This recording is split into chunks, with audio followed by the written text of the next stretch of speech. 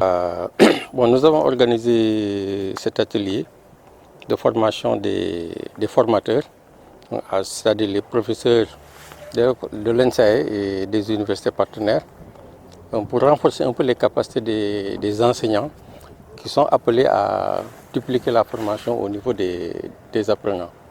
Ce que nous avons constaté au niveau de l'Observatoire de la parité, parce que nous, au niveau de l'Observatoire, chaque année, on produit un rapport en destination du chef de l'État sur l'état de la parité au Sénégal. Et dans le cadre de cet exercice, depuis plusieurs années, nous sommes confrontés à un problème de collecte de statistiques genrées. C'est-à-dire que des statistiques où on peut facilement établir la participation des femmes et des hommes au développement. Mais malheureusement, on a d'énormes difficultés de rassembler ces statistiques parce que tout simplement, les producteurs de statistiques même ont des limites. Et nous travaillons essentiellement avec les cellules genre des ministères, également les cellules de planification, où on se rend compte en fait, qu'il y a des limites. Et dans le cadre d'un projet que nous avons développé, qu'on appelle le projet d'appui aux producteurs et utilisateurs de statistiques de genre, n'est-ce pas, nous envisageons de former justement ces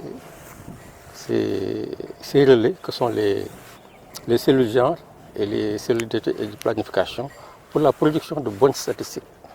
Et dans ce cadre-là, c'est sûr que les formateurs vont être justement les universités, essentiellement notre partenaire stratégique, l'ENSAE. Donc on commence par former d'abord les professeurs qui vont se charger après de former nos cibles que sont les cellules genre des ministères et les cellules de planification. Donc c'est un peu ça, un peu l'intérêt de cet atelier qui est d'une importance capitale parce que quand même, sans de bonnes statistiques, on ne peut pas faire de bonnes politiques.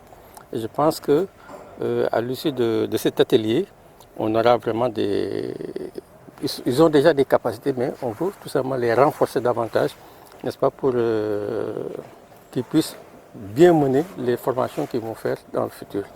Je pense que c'est un peu ça l'intérêt de cet atelier. Je pense que, on a notre société où les femmes ont leur place, les hommes ont leur place. À notre niveau, notre philosophie, ce n'est pas de donner une place qui n'est pas la leur aux femmes ou bien une place qui n'est pas la leur aux hommes. Il s'agit tout simplement de voir un peu dans chaque activité la participation des hommes, la participation des femmes et éventuellement là où il y a des écarts, essayer de les réduire. Sur tous les plans, au plan politique, au plan social, au plan économique. Par exemple, au plan politique, par exemple, c'est là où on a par exemple, mis en place un mécanisme de correction à travers la loi sur la parité pour permettre une plus grande participation des femmes au plan politique. Parce qu'on avait constaté qu'avant, le taux de participation des femmes tournait autour de 15-20%. Dans certaines institutions, même moins. Aujourd'hui, ça avoisine presque les 45-50%. Donc ça veut dire qu'on a pu corriger à ce niveau. Au plan économique également, si on a les bonnes statistiques, on peut développer des politiques pour tirer. Pas forcément les femmes, ça peut être les hommes aussi. Parce que, disons, la frange qui est un peu défavorisée, essayer de les tirer. C'est ça un peu l'esprit de la parité. Ce n'est pas dirigé vers les hommes ou vers les femmes, mais c'est voir la partie qui est un peu défavorisée, soit les hommes, soit les femmes, pour les tirer un peu vers le haut.